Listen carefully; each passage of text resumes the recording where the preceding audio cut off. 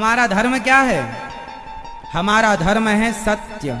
धर्म न दूसर सत्य समाना, इसलिए नाम ही है सत्य सनातन धर्म। सनातन होता है पुराना। सनातन का अर्थ क्या होता है? पुराना। हमारा धर्म पुराना है। कौन सा धर्म पुराना? हम बोले सत्य ही हमारा धर्म है, इसलिए सत्य सनातन धर्म। हमारा धर्म क्या है? सत्य बोलना। हमारा धर्म क्या है? सत्य बोलना। हरिश्चंद्र सत्य बोलते थे, रंती देव दशरथ जी सत्य बोलते थे, राम जी सत्य। इसलिए हमारा धर्म क्या है? इसलिए सत्य बोला करो। सत्य धर्म न दूसर सत्य समाना। और मनुष्य का धर्म क्या है? अहिंसा ही परमो धर्म। किसी की हत्या मत करो। पर जरूरत पड़े कोई आपके धर्म पर आपको मारे जा रहा है तो वहां पर आपको उन दुष्टों की हत्या करना, उन दुष्टों को मारना भी आपका, जैसे रावण को मारना धर्म था। रावण को मारना क्या था? मारना ही धर्म था। तो रावण जैसे आतताई लोगों को मार देना परम धर्म। कंस जैसे, हिरण्याक्ष हिरण्यकश्यपु जैसे आतताइयों को मार देना परम धर्म। इसको हमारे यहां आधा ज्ञान बताया गया, अहिंसा ही परमो धर्म। अहिंसा तो धर्म है, पर आपकी बहन बेटी को कोई लूट रहा है और आप कहें नहीं जी इसको हाथ जोड़ेंगे, भैया चले जाओ, बहन की इज्जत ना लूटो। नहीं साहब, ऐसे लोगों को तो दंड देना परम धर्म है। तुरंत ऐसे लोगों को दंड दिया जाए। बाली की ये ताकत के सुग्रीव की पत्नी का उसने हरण कर लिया और सुग्रीव की पत्नी के साथ उसने दुराचार किया तो राम जी ने उसे मार दिया। बाली को मारा, मार दिया। तो कहने का अर्थ यह है, हमारे यहां दया धर्म का मूल, दया भाव रखो। पर जो दया के पात्र है उस पर दया करना है, जो दया का अधिकारी नहीं उस पर दया ना करना। पृथ्वीराज चौहान ने 17 बार मोहम्मद गौरी पर दया की। इतनी ज्यादा दया करने की जरूरत क्या थी? उसने पकड़ लिया, तुम्हारी आंखें फोड़ दी। बाद में तुम्हारे को मारने के बाद उसने बंदी बनाने के बाद सत्ता हासिल कर ली। फिर ना जाने कितना अत्याचार बहन बेटियों पर किया होगा उसने। बाद में तो फिर मारा गया, आंखें भले फोड़ दी, फिर भी पृथ्वीराज चौहान ने उसे मारा। लेकिन फिर भी इतना दया नहीं, इतनी दया ना करो कि तुम्हारी दया ही तुम्हारे दुख का कारण बन जाए। एक बार दया ठीक की, 2 बार ठीक की, 17 बार कौन दया करता हो? करो तो ज्यादा दया नहीं। पितामह भीष्म के सामने द्रौपदी की साड़ी खींच रही थी और वो खींचने वाले पर दया कर रहे थे। अरे घर का लड़का है, घर का 2-4 थप्पड़ मारा होता तो महाभारत नहीं होता। क्यों जी? दया किस पर करें, कितनी करें, ये भी समझने का विषय है। जो दया का पात्र है उस पर दया की जाए। आतंकवादियों पर दया करके क्या लाभ मिलेगा? हाँ या ना? मैया समझ रही हो मेरी मां? इसलिए दया उतनी जितनी, तो हमारे यहां कहा धर्म क्या है? हमारे यहां दया पर हित सरिस धर्म नहीं भाई। परोपकार करिए, सबकी सेवा करिए, समाज की सेवा। सेवा करना धर्म है, सत्य बोलना धर्म है, दया करना धर्म है। ये धर्म की परिभाषाएं। शास्त्रों का सार क्या है? राम नाम ही सार है, कृष्ण नाम ही सार है। भगवान सगुण है या निर्गुण है, ये चर्चा उठी। अच्छा बताओ, भगवान साकार हैं कि निराकार हैं? भगवान सगुण भी हैं, निर्गुण भी हैं, साकार भी हैं, निराकार भी हैं। अब सुनते हैं, अब चलते हैं थोड़ी। आपको जो कथाएं सुननी है, जो समझनी है, वो कथाओं के पीछे का मैसेज क्या है वो समझते हैं। भगवान के 24 अवतारों का वर्णन है भागवत जी में। व्यास जी महाराज ने 17 पुराण लिखा। अब मैं छोटी सी कथा आपको सुनाता हूं जो आपको बहुत कुछ ज्ञान देने वाली है। हर कथा कुछ ना कुछ सिखाएगी, बस सीखने के लिए रेडी हैं तो। वेद व्यास जी ने 17 पुराण, वेद व्यास जी 17 पुराण लिखे, शांति नहीं मिली। तब नारद जी आए, कहा भागवत जी की रचना कीजिए। भागवत जी लिखी, अपार शांति। भागवत जी कहां से? नारद जी बोले मैं दासी पुत्र था, भगवत कृपा से ब्रह्मा पुत्र हुआ। महाभारत से अब बात शुरू होती है। महाभारत की घटना क्या थी? ये उन दिनों की बात है। महाभारत कैसे हुआ, क्यों हुआ, कहां हुआ, कब हुआ, आज महाभारत से जुड़े तमाम प्रश्नों के उत्तर आपको दिए जाएंगे। सावधान हो जाइए। महाभारत 2 पक्षों में हुआ था। वो 2 पक्ष कौन कौन से थे? कौन कौन से थे? महाभारत के 2 पक्ष कौन कौन से थे? इनसे पूछो भैया से, कौन कौन से थे? यहां महाभारत में कितने पक्ष थे? कौन कौन से? कौरव और पांडव। कौरव कितने थे? पांडव कितने थे? 5। कौरव 100 थे। कौरवों की सेना ज्यादा थी। बताओ सेना ज्यादा किसकी? कौरवों की। ताकत किसकी ज्यादा? कौरवों की। पर जीत किसकी हुई? क्यों? क्योंकि उनकी ताकत ज्यादा थी, उनका बल ज्यादा था, उनका पराक्रम ज्यादा था, उनके पास पावर ज्यादा था, पर इनके पास भगवान की कृपा ज्यादा थी। और जीतेगा वही जिस पर गोविंद की कृपा हो। पावर वाला ना जीतेगा, कृपा वाला जीतेगा। महाभारत में बहुत कुछ सीखने को मिला, उसमें कुछ चीजें आपको मैं सुनाता हूं। पहले तो यह समझना है कि महाभारत क्यों हुआ। क्या महाभारत रोका जा सकता था? क्या महाभारत रोका जा सकता था? यदि रोका जा सकता था तो कौन रोक सकता था? कौन कौन कौन कौन रोक सकता था? महाभारत यदि रोका जा सकता था तो कौन रोक सकता था? श्रीमन नारायण ने तो कोशिश की थी, भगवान कृष्ण तो गए थे शांति दूत बन के, रुक जाओ, ना करो महाभारत, ना लड़ो, शांति दूत बनकर गए थे भगवान। क्या भगवान की बात मानी दुर्योधन ने? बातें तो तब होंगी ना जब सामने वाला मानेगा। शांति की बातें आप मानेंगे नहीं तो शांति होगी कैसे? तो भगवान ने तो शांति दूत बन के प्रयास किया था। एक बार भगवान शांति दूत बनकर गए। जब पांडवों का 12 वर्ष का वनवास, 1 वर्ष का अज्ञातवास पूरा हुआ तो द्वारिका गए पांडव। फिर भगवान द्वारिका से हस्तिनापुर आए। हस्तिनापुर में जाकर भगवान ने कहा सभा में कि पांडवों को रहने के 5 गांव दे दिए जाएं। पांडवों को रहने के कितने गांव मेरी माँ? मैया, ओ पंचायती मैया, पांडवों को रहने के कितने गांव? 5 गांव दे दो। तो दुर्योधन क्या बोला? मैं सुई की नोक बराबर जगह भी नहीं दूंगा। और भगवान कृष्ण को कहा सैनिकों बंदी बना लो इस ग्वाले को। भगवान को बंदी बनाने चला, देखो सबने रोका। जो अपने से बड़ों की बातें नहीं मानते, शिक्षा क्या है इस बात पर? जो गुरुजनों की, भगवान की वाणी नहीं मानते, उनका परिणाम वैसा ही होता है जैसा दुर्योधन का हुआ, सर्वनाश। महाभारत रोका जा सकता था, और रोकने वाला कौन था? एक व्यक्ति रोक सकता था, और वो स्वयं था दुर्योधन। दुर्योधन चाहता तो अपने विनाश को रोक लेता।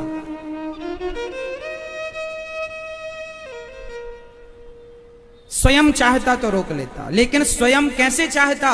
क्योंकि स्वयं तो शकुनी के इशारों पर नाचता था। दुर्योधन को नचाता कौन था?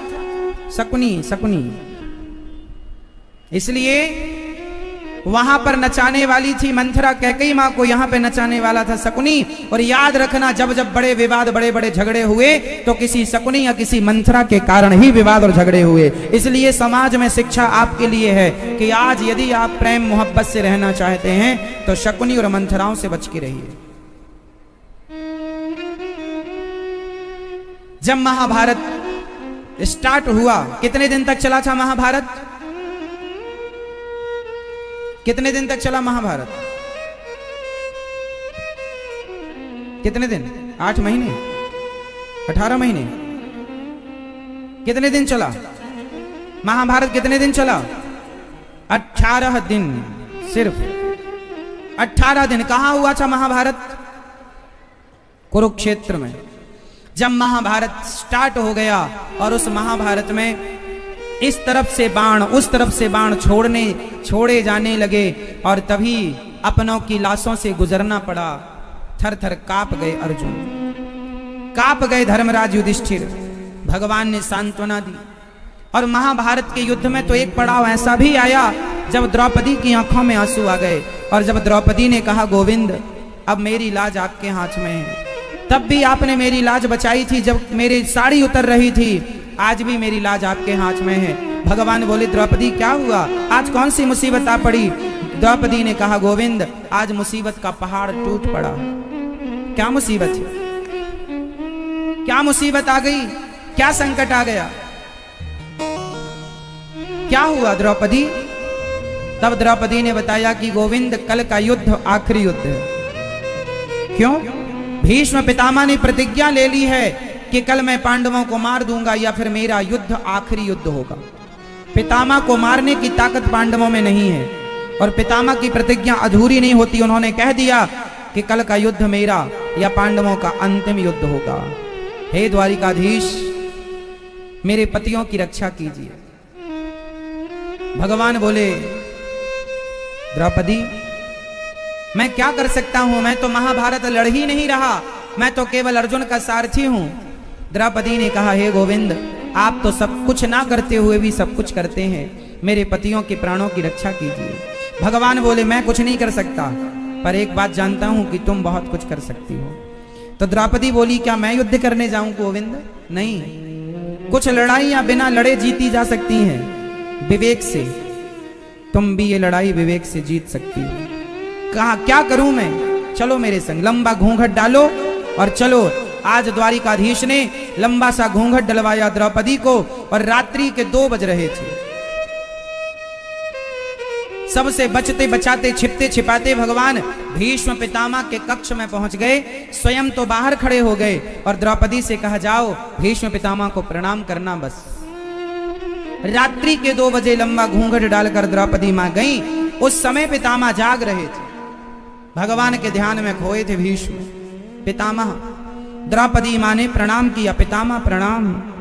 पितामह को लगा दुर्योधन की पत्नी आई है आशीर्वाद लेने, आशीर्वाद दे दिया, सौभाग्यवती भव, सदा सुहागन रहो।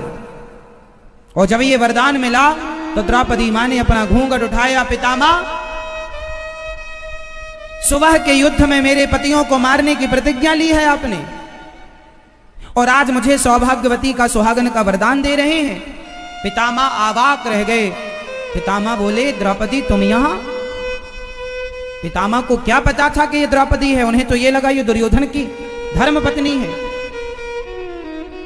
पितामह समझ गए, द्रौपदी ये चाल तुम नहीं चल सकती हो, ये चाल तुम्हारी नहीं। बताओ तुम्हारे संग कौन आया है? द्वारिकाधीश आए हैं। कहां हैं? बाहर खड़े हैं। पितामह दौड़ पड़े, आज मेरे द्वार पर, मेरे घर पर, मेरी कुटिया पर द्वारिकाधीश जगत के पालनहार आए हैं। पितामह दौड़ पड़े, जाकर देखा तो बाहर सिमटे से गोविंद द्रौपदी की चरण पादुका लेकर अपनी छाती से लगाकर सिमटे से किनारे पर खड़े थे, छिप करके। पितामह बोले, प्रभु आपको छिपने की क्या जरूरत है, और आपने ये चरण पादुका छाती से क्यों लगाई? किनकी चरण पादुका है? भगवान ने इशारा किया, द्रौपदी की। तो द्रौपदी की चरण पादुका छाती से, आपके द्वार पर ये चरण पादुका यदि कोई सैनिक देख लेता तो वो कहता कि पितामह से मिलने द्रौपदी क्यों आई है? आप पर आरोप लग जाता कि आप पांडवों से मिले हुए हैं, इसलिए आप पर कोई दाग ना लगे, आपके चरित्र पर पक्षपात का। इसलिए मैंने द्रौपदी की चरण पादुका छिपा ली, और पितामह भक्त की रक्षा के लिए उसकी चरण पादुका हृदय से क्या सिर से लगानी पड़े तो मैं सिर से लगाने को तैयार हूं। पितामह, पांडवों को आपने मारने की प्रतिज्ञा ली है। द्वारिकाधीश पितामह ने कहा, हे द्वारिकाधीश, जिनके रक्षक आप हैं उन्हें ये पितामह क्या मार सकता है? कल का युद्ध मेरा आखिरी युद्ध होगा। द्रौपदी प्रणाम करके पितामह को चल पड़ी। दूसरे दिन का जब युद्ध हुआ वह 10वें दिन का युद्ध था। वो कौन से दिन का युद्ध था? युद्ध के आज 10 दिन हो गए थे, और अर्जुन पर जो पितामह भीष्म ने बाणों की बरसात की, तो महाभारत में भीष्म पितामह ने प्रतिज्ञा ली, भगवान कृष्ण ने प्रतिज्ञा ली थी कि मैं अस्त्र शस्त्र नहीं उठाऊंगा, और पितामह ने कहा मैं आपको उठवा कर रहूंगा। जब बाणों की बरसात अर्जुन पर की तो रथ का पहिया लेकर द्वारिकाधीश दौड़ पड़े। पितामह, मेरे भक्त को एक भी बाण लगा तो खैर नहीं तुम्हारी। आज भगवान ने अपने भक्त की प्रतिज्ञा को बचाने के लिए, आज भगवान ने अपनी प्रतिज्ञा तोड़ दी, अपनी प्रतिज्ञा तोड़ दी, और समाज को एक मैसेज दिया। समाज को तो ठीक है, पितामह भीष्म को एक मैसेज दिया। भीष्म पितामह ने भी एक प्रतिज्ञा कर रखी थी। क्या? कि मैं हस्तिनापुर के इस राज्य सिंहासन पर बैठने वाले उस राजा की सदा रक्षा करूंगा जो इस सिंहासन पर बैठेगा, और इनके ही इशारों पर मैं चलूंगा। ये मेरी प्रतिज्ञा है, मैं कभी विवाह नहीं करूंगा, मेरी कोई संतान नहीं होगी, ये मेरी प्रतिज्ञा है। भीष्म पितामह, शांतनु इनके पिता, गंगा इनकी मां। माता गंगा के 7 पुत्र हुए थे, जो जन्म लेते ही गंगा मैया ने उन्हें पानी में डुबा दिया था, और इनके पति से प्रतिज्ञा थी कि आप हमें हमारे काम में रोक टोक नहीं करेंगे, यदि टोकेंगे तो मैं चली जाऊंगी। जब 8वीं संतान हुई गंगा की, वो थे पितामह, जब उन्हें लेकर पानी में डुबाने लगी तो उनके पति अर्थात शांतनु ने कह दिया कि ना देवी, इतना बड़ा राज्य सत्ता है, इसे चलाने के लिए कोई तो संतान चाहिए। तो पुत्र देकर के गंगा मैया चली गई, उसके बाद फिर गंगा मैया कभी नहीं आई। शांतनु का विवाह बाद में माता सत्यवती से हुआ, और सत्यवती एक केवट की पालती हुई बेटी मानी जाती है। जन्म नहीं दिया उसने, पर उन्हें मिल गई तो पाला पोसा, तो अधिकार उन्हीं का था। तो जब शांतनु को सत्यवती पसंद आई और इनका जब विवाह हुआ तो एक शर्त पर विवाह हुआ था। शर्त यह थी कि मेरी बेटी से हुए बच्चे ही यहां के राजा बनेंगे। जब ये प्रतिज्ञा सुनी तो शांतनु ने विवाह करने से मना कर दिया, क्योंकि हस्तिनापुर के राजा बनने लायक भीष्म पितामह थे, और भीष्म पितामह को ही हस्तिनापुर का सिंहासन मिलना था।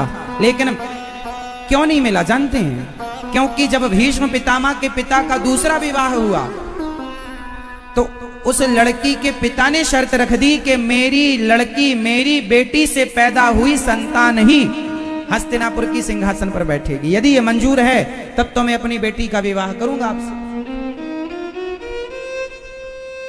शांतनु ने मना कर दिया, मैं नहीं करूंगा फिर बेटी से विवाह आपकी।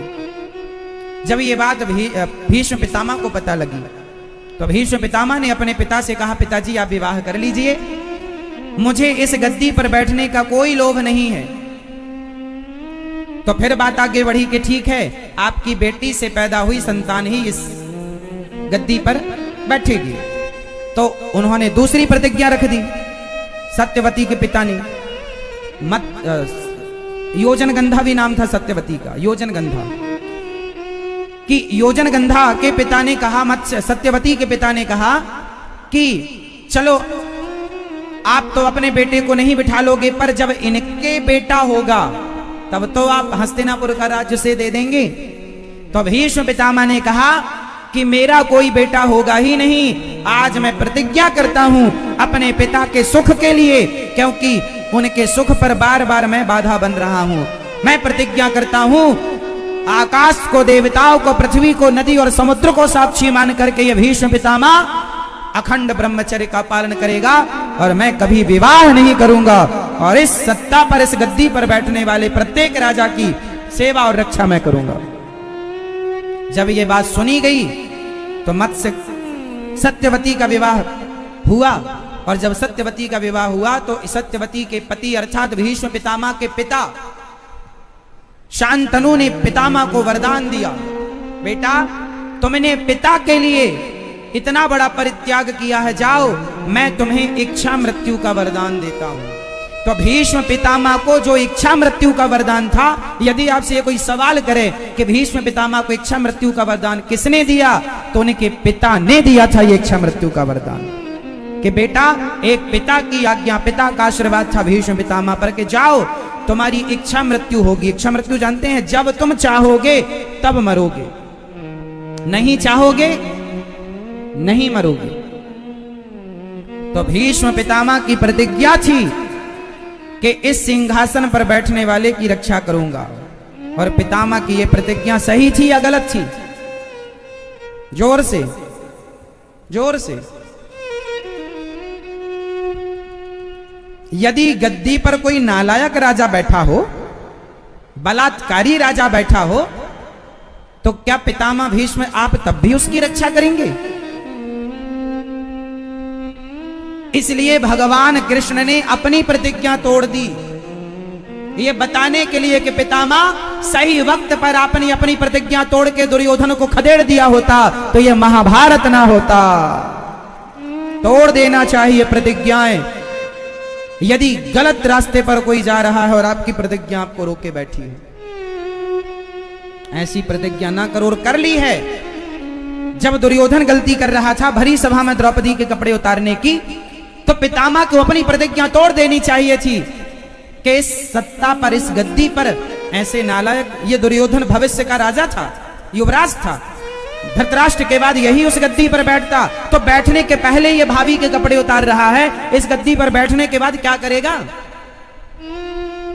इसलिए भगवान ने अपनी प्रतिज्ञा तोड़कर पितामह को उपदेश दिया कि तुमने सही वक्त पर प्रतिज्ञा तोड़ी होती तो यह दुर्गति ना होती।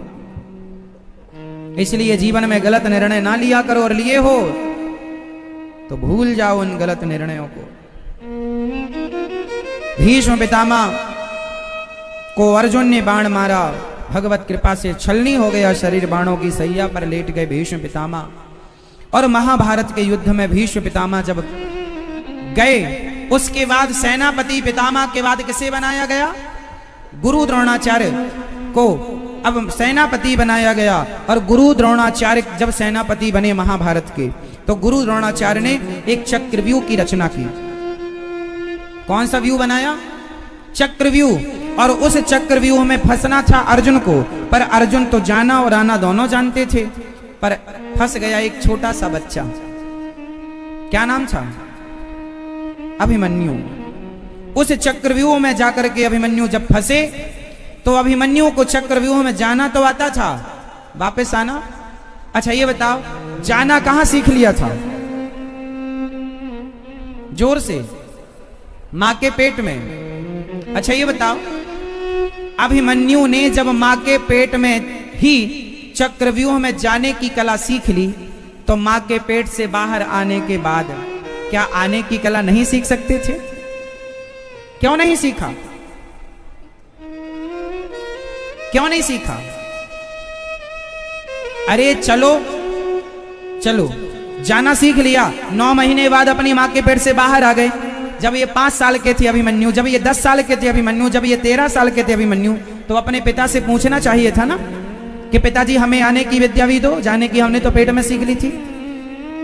नहीं ली। इसका मतलब ये हुआ कि जो व्यक्ति अपनी शिक्षा को अपडेट नहीं करता, समय के साथ साथ नया ज्ञान हासिल नहीं करता, वो व्यक्ति अभिमन्यु की तरह चक्रव्यूह में फंस जाया करता है। इसलिए जीवन में हमेशा ज्ञान लेते रहो।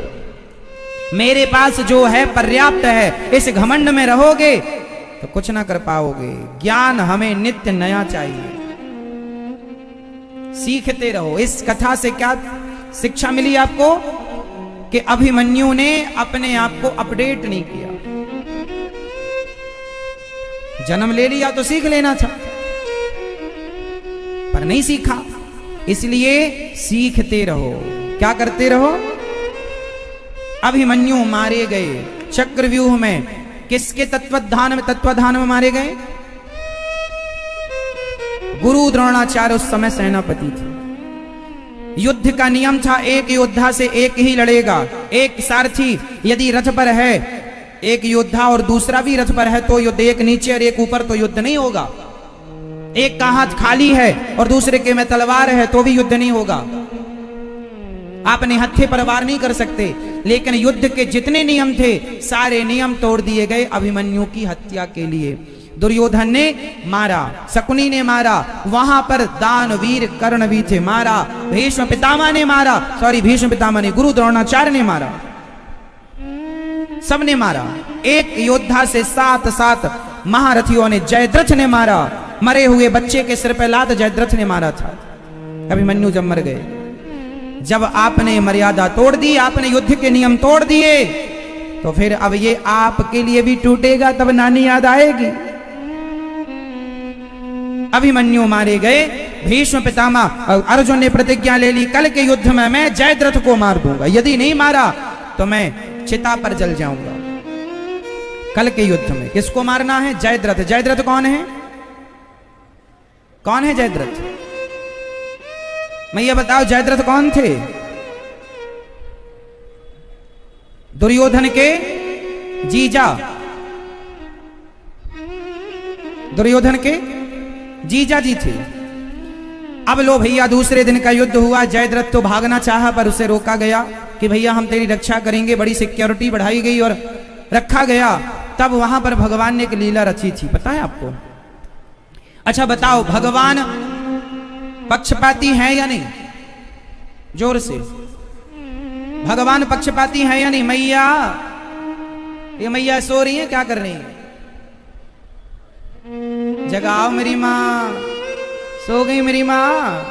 हाँ बताओ, भगवान पक्षपाती हैं या नहीं? हाँ या नाम उत्तर दो मेरी माँ। पीछे वाली मैया, ओ मैया,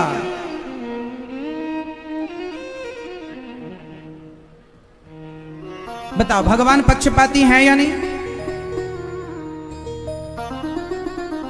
हैं या नहीं? ओ पंचायती मैया, पूछ रहे हैं हम, तुम पंचायत करने लग गई। हैं या नहीं? हैं या नहीं? भगवान बहुत बड़े पक्षपाती हैं। जैसे मां सदा अपने बच्चों का पक्ष लेती है, ऐसे ही भगवान सदा अपने भक्तों का पक्ष लेते हैं। ईश्वर सदा भक्तों के पक्ष धर रहे हैं। महाभारत के युद्ध में देखो कितना बड़ा पक्षपात किया। जब जयद्रथ की, मैं ये जयद्रथ को मार दूंगा ये प्रतिज्ञा जब अर्जुन ने ले ली, और सुबह से लेकर दोपहर और शाम होने को आई, सूर्यास्त होने का समय आ गया और जयद्रथ अभी तक नहीं मरा, और अर्जुन यदि नहीं मार पाते तो प्रतिज्ञा के अनुसार अर्जुन को मरना पड़ता। तब भगवान ने एक पक्ष लिया, जानते हो क्या? माया को बुलाया, कहा जाओ सूर्य को ढक दो। बादलों ने सूर्य को वैसे ढक लिया जैसे सूर्य अस्त हो गया हो, और शंख ध्वनि हो गई, हल्ला मच गया कि भाई सूर्य अस्त हो गए। अब अर्जुन के लिए चिता बनाई गई, अर्जुन चिता पे जाने लगे। अर्जुन को भी लगा सूर्य अस्त हो गया, अब तो अस्त हो गया तो मैं प्रतिज्ञा हार गया, तो मुझे चलना है। उन्होंने कह रखा था यदि मैं आज के युद्ध में जयद्रथ को नहीं मार पाया तो अग्नि में जल के समाप्त हो जाऊंगा। लो भैया, अब जयद्रथ बड़ा खुश हुआ, मैं बच गया, मैं बच गया, मैं बच गया, और चलो अर्जुन मर रहा है मैं चलूं। उसे रोका सिक्योरिटी ने, मत जाइए मत जाइए, नहीं नहीं मैं अर्जुन को मरता हुआ देखूंगा। अब क्या कर लेगा, अब तो युद्ध ही समाप्त हो गया। और जब जयद्रथ जाके खड़ा हुआ, अर्जुन तू मुझे मारेगा? खुद मर रहा, जल्दी मर, तू जल्दी चल। तभी भगवान ने कहा इसे ही बुलाना था, आ गया ये। भगवान ने कहा आने दो सूर्य भगवान को। बादल हटे, अभी सूर्य भगवान की किरण 10 मिनट की थी, और बाण उठाया। अर्जुन उठाओ गांडीव, चढ़ाओ बाण, पर इसका सिर ऐसे काटना कि इसके सिर यहां ना गिरे, जाकर इसकी पिता की गोद में गिरे। जो बाण मारा अर्जुन ने, जयद्रथ का सिर कटा, और जयद्रथ का सिर अर्जुन के बाण ने नहीं, भगवान का सुदर्शन संग था, काट करके जाके उसके पिता की गोद में गिराया। जयद्रथ और जयद्रथ के पिता दोनों बाप बेटे मर गए, और भगवान ने भक्त की रक्षा की। बोलिए भक्त वत्सल भगवान की जय हो। तो ऐसे पक्षपाती हैं भगवान, जो उनका हो गया फिर भगवान उनके लिए सब कुछ करेंगे, दिन को रात कर देंगे। बहुत प्यार करते हैं भगवान, किससे? अपने। भगवान कहते हैं मुझे लात मारोगे मैं कुछ भी नहीं करूंगा तुम्हारा, मुझे लात मारोगे मैं बर्दाश्त कर लूंगा, मेरे भक्त को लात मारोगे तुम्हारा सर्वनाश कर दूंगा। राम जी की पत्नी उठाकर ले गया रावण, राम जी ने कुछ नहीं किया रावण के साथ, लेकिन रावण ने विभीषण को लात मार दिया, तो भगवान ने कहा तूने मेरे भक्त को लात मारा है, इसलिए तेरा सर्वनाश करना पड़ेगा, कर दिया। भगवान अपना सब सह लेते हैं अपने भक्तों का, इसलिए भक्तों से पंगा मत लिया करो कभी भी। किसी भक्त को कभी ना सताना, वरना भगवान तुम्हारी चमड़ी निकाल लेंगे। ईश्वर जब न्याय करते हैं ना, तरीके से न्याय करते हैं, इसलिए थोड़ा भक्तों पर भक्तों को बिल्कुल नहीं सताओ। सताना तो किसी को नहीं चाहिए, पर विशेष रूप से साधु संत ब्राह्मण भक्त जो भगवान के आश्रित हैं, कभी उन्हें ना सताओ, वरना सर्वनाश होता है। भगवान ने महाभारत के युद्ध में दुर्योधन को भीम भैया ने मारा, जंघा टूट गई। अश्वत्थामा आए और द्रौपदी के 5 बच्चों को सोता हुआ मारने का प्रयास किया। महाभारत हो गया, पांडव जीत गए। अश्वत्थामा ने द्रौपदी के 5 बच्चों को सोते में मार दिया, 5 का सिर काट दिया। प्रतिबिंद, सुत, सोम, श्रुत, कर्मा, सतानीक और श्रुतशयन उनका नाम था। जब 5 बच्चों की हत्या हुई और दुर्योधन ने कहा कि ये पांडव नहीं, अच्छा दुर्योधन को लगा अश्वत्थामा मेरी इच्छा है कि पांडवों को मार दो, तो वो पांडवों को मारने गया और पांडवों की तरह दिखने वाले उनके 5 पुत्रों को मार दिया। दुर्योधन ने कहा ये पांडव नहीं पुत्र हैं, और गलतफहमी में वो पुत्र मारे गए। दुर्योधन की मृत्यु हो गई। दुर्योधन को श्राप था कि पहले तुम प्रसन्न होगे और बाद में दुखी होगे, तुम प्रसन्न और दुखी एक साथ जब होगे तभी तुम्हारी मृत्यु होगी। तो पहले तो प्रसन्नता हुई कि पांडव मारे गए, पर ध्यान से देखा पांडव नहीं पांडव पुत्र हैं, दुख हो गया कि हमारा तो वंश ही नष्ट हो गया। उसी क्षण में दुर्योधन की मृत्यु हो गई। और मारा किसने पांडवों के बच्चों को? अश्वत्थामा। ये अश्वत्थामा कौन थे? गुरु द्रोणाचार्य के पुत्र। सुबह भागे अश्वत्थामा, अर्जुन पकड़ के लाए, चरणों में गिर पड़े, अर्जुन को बाण मार दिया अश्वत्थामा ने ब्रह्मास्त्र। तो कृष्ण कृष्ण महाबाहो भक्तानाम भयंकर त्वमेको दह्यमानान मपवर्गोऽसि संसृते। अर्जुन चरणों में गिर पड़े, प्रभु अश्वत्थामा ने हमें मारने के लिए ब्रह्मास्त्र चला दिया है। भगवान ने कहा कोई बात नहीं, तुम भी चलाओ, और अर्जुन ने भी चलाया। दोनों ब्रह्मास्त्र टकराएंगे ना तो प्रलय हो जाएगी। भगवान ने दोनों को शांत कर दिया और लाकर द्रौपदी के सामने खड़ा किया अश्वत्थामा को। द्रौपदी तेरे पुत्र का हत्यारा तेरे सामने खड़ा है, जो दंड देना चाहती हो दे दो, जो भी दंड देना है दे दो। ठीक है, दंडित किया जा रहा है। द्रौपदी से कहा क्या करें? द्रौपदी ने कहा दया धर्म का मूल है, पाप मूल अभिमान, तुलसी दया न छोड़िए जब तक घट में प्राण।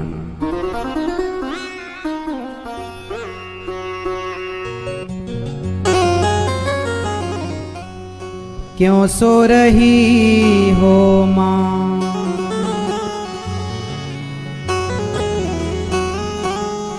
कब जागोगी माँ, इतना क्यों सोती हो माँ, और कब तक सोगी।